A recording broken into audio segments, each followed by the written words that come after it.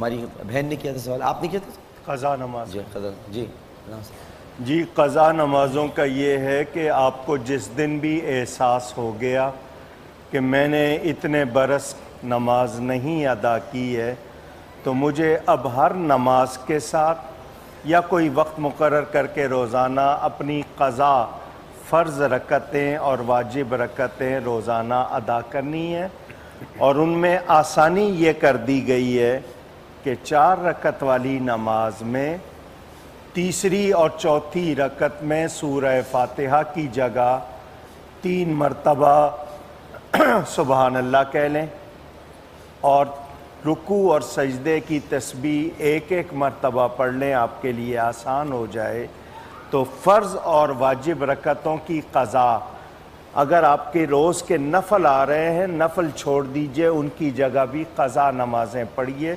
اور ہر قضا نماز کی نیت یہ ہوگی کہ میری پہلی فجر جو قضا، پھر ظہر میں اسی طرح میری پہلی ظہر جو قضا، اس طرح کر کے وہ روز ادا کریں اور وہ ضروری ہیں، کرنا چاہیے.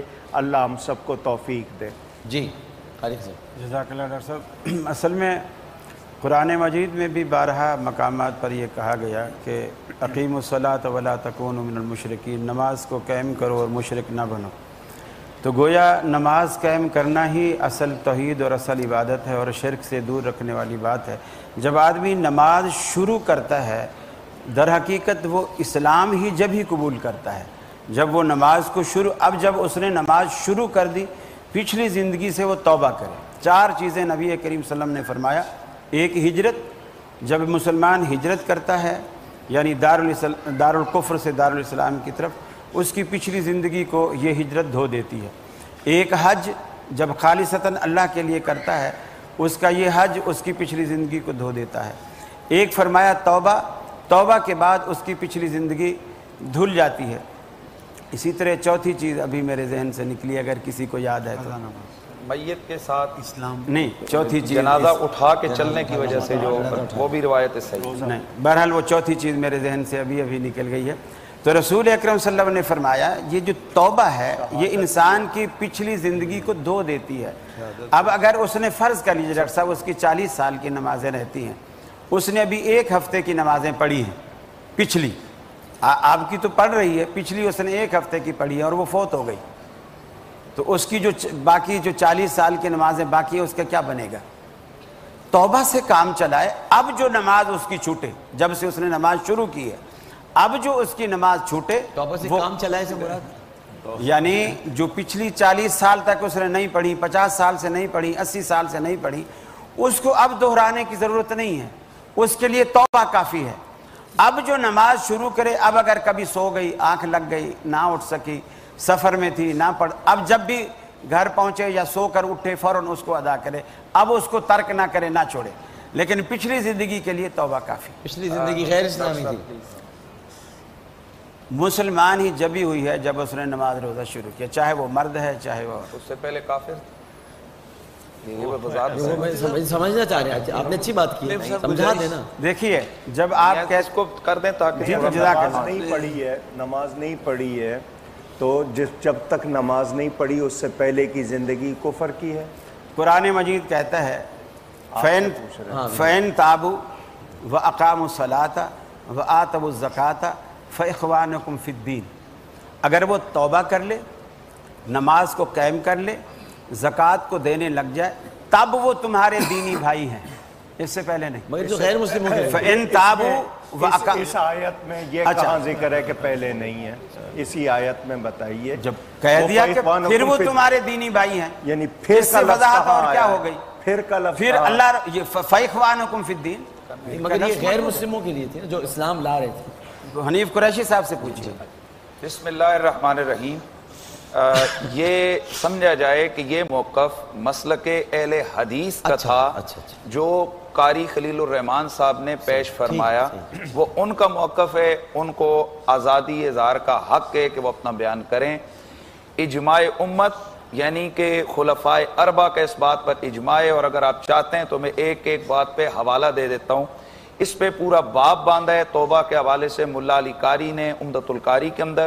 امام ابن حجر نے فتح الباری کے اندر، اور اس کے علاوہ تمام جو شروعات علامہ کرمانی نے بخاری شریف کی جتنی شروعات ہیں ان کے اندر، اور اس کے علاوہ حضرت امام اعظم ابو حنیفہ، حضرت امام مالک، حضرت امام شافعی، حضرت امام احمد بن حنبل، اور اس کے علاوہ حتیٰ کہ علامہ ابن تیمیہ نے فتاوی ابن تیمیہ کے اندر، یعنی اس کے علاوہ علامہ ابن قیم نے، حافظ ذہبی نے، یہ پوری جو امت کا اس پر متفقہ طور پر عقیدہ ہے کہ کوئی بھی شخص جو لا الہ الا اللہ محمد الرسول اللہ پڑھ لیتا ہے وہ اسلام میں داخل ہو جاتا ہے.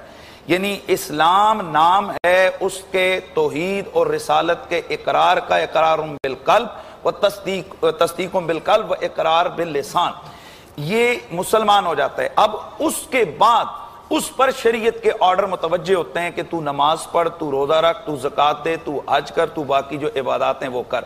اگر اس سے نماز، روزہ، زکوٰۃ وہ چھوٹتے ہیں وہ اس کا گناہ ہے، وہ گناہ کبیرہ ہے.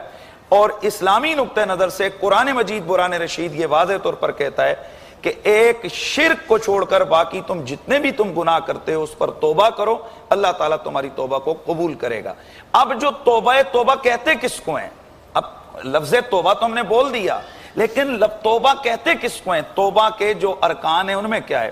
سب سے پہلے ندامت کہ جو میں نے کیا ہے یہ میں نے غلط کیا ہے، اس کے بعد آئندہ نہ کرنے کا پکا تہیہ کہ آج کے بعد میں نہیں کروں گا، اور جو پچھلے کام کیے ہیں ان کا تدارک کیسے ہے کہ اگر وہ حقوق العباد میں سے ہیں تو ان کو حق لوٹائے، کسی کا قرضہ دبایا ہوا ہے، چوری کی ہوئی ہے، اس کا مال لوٹائے، ضمانت دے. اور اگر وہ فرائض عبادات ایسی ہیں جن کی قضا ہے تو ان کی قضا کرے. یہ نہیں ہے کہ جناب بس ایک پچھلی ساری چھوڑ دو، اچھا جی میری توبہ یہ سارا ختم ہو گیا. فرائض جتنے چھوٹے ہوئے اور واجبات ان کی وہ قضا کرے گا حتی الامکان. اس کے بعد جیسے انہوں نے فرمایا کہ وہ مر گیا اور وہ توبہ کیا، وہ اس کا اور خدا کا معاملہ ہے. یہ قضا کی بات ہو رہی ہے، یہ فتوے کی بات ہو رہی ہے. ہم خدا کی سیٹ پہ جا کے ہم بات نہ کریں کہ جی اس کا پچھلا کھاتا ختم ہو گیا، توبہ سے کام چلائے. یہ کس قدر عجیب و غریب جملہ ہے، لیکن یہ چونکہ مسلک اہل حدیث کا موقف ہے وہ انہوں نے بیان کیا. ہم چونکہ الجھنا نہیں چاہتے، ہم اہل سنت اجماع امت موقف یہ ہے کہ اہل حدیث کا مسلک ہو. میں تو دعوت فکر دیتا ہوں، جو اگر اہل حدیث علماء بھی دیکھ رہے ہوں تو وہ ڈاکٹر صاحب کو آج یا کل فون کر کے بتائیں کہ قضا نمازیں پڑھی جاتی ہیں اور پڑھنی چاہیے. میرا خیال یہ ہے کہ یہ ضروری تو نہیں ہے اپنی جو بات کہہ دیں گے وہ فقہ حنفی کا مسلک ہے. اگر یہ میرا اہل حدیث کا مسلک ہے تو وہ بھی فقہ حنفی کا مسلک ہے. یہ پلیٹ فارم ایسا ہے اور ہم بھی چپ رہے. میں یہ عرض کر رہا ہوں، آپ نے اپنی بات کہہ دی، انہوں نے جواب دے دیا، اب اس کو بڑھائیں گے تو پھر ہم سب بولیں گے، پھر حاصل کچھ نہیں ہوگا. مطلب یہ کہ آپ کیا قضاء عمری نہیں ہے؟ سیدھی بات ختم. یہاں توبہ کافی. ٹھیک ہے. حنیف صاحب نے آخر میں بھی یہی کہا جس سے قضاء عمری نہ پڑھنی ہو وہ اہل حدیث ہو جائے. جی یہ بڑا کرے جو جسے قضاء عمری نہ پڑھنی ہو اہل حدیث ہو جائے. اچھی بات، اچھی بات ہے. میں کتنی اچھی بات کہہ رہا ہوں آپ یہ دیکھیں. اس کو آپ نے اپریشیٹ نہیں کیا. جی میں کوئی جائز کر سکتا. جی جی. قضاء عمری تو اپنی جگہ پر ہمارے مسلک میں ایک چیز چلتی ہے کہ جمعۃ الوداع کے دن اگر تم نے یہ نماز پڑھ لی تو تمہاری ساری قضاء عمری معاف ہو گئی. ہم نے شریعت کی کسی بھی آیات اور روایت کے ذریعے ایسی بات نہیں سمجھی ہے. ہم اس کی یہ تشریح یہ کرتے ہیں کہ یہ پڑھ لو تاکہ جو نمازیں تم نے جان بوجھ کے قضا کی اللہ تعالیٰ سے کہ گناہ کو معاف کر دے گا.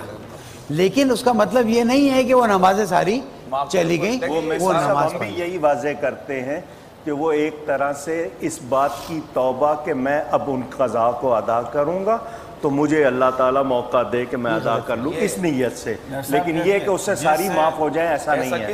جس تاریخ کو اسلام آیا سارے لوگ اس وقت مسلمان نہیں ہو گئے. دھیرے دھیرے دھیرے دھیرے ہوتے رہے، کوئی پہلے کوئی بعد میں، کوئی حتیٰ کہ اسلام آنے کے نماز فرض ہونے کے بھی 10 سال بعد، کوئی 4 سال بعد، کوئی 5 سال بعد ایمان لاتا.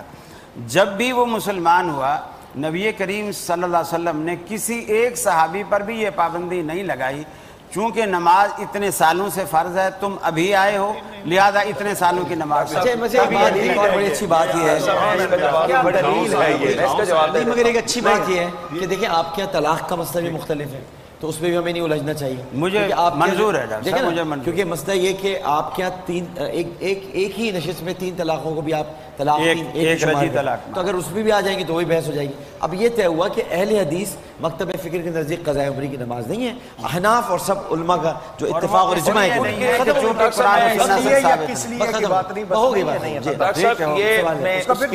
بات کی ہے, وہ ایک بڑی خاص سوال چھوڑا ہے, میں اس کے حوالے سے عرض کر دوں.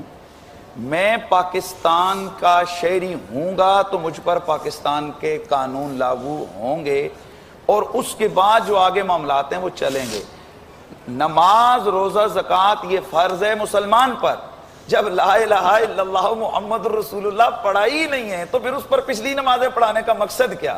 اور پھر اللہ کے رسول نے یہ واضح فرما دیا کہ جو تم لا الہ الا اللہ محمد رسول اللہ پڑھتے ہو تمہارے پچھلے گناہ سارے معاف ہو جائیں. اور بالغ ہو کہ یہ مسلمان پر فرض. الحمدللہ, یہ بالکل صحیح, ٹھیک ہے جی, بالکل بات تو اچھی بات ثابت ہو گئی کہ صرف مسلمان پر قضاء عمری ہے.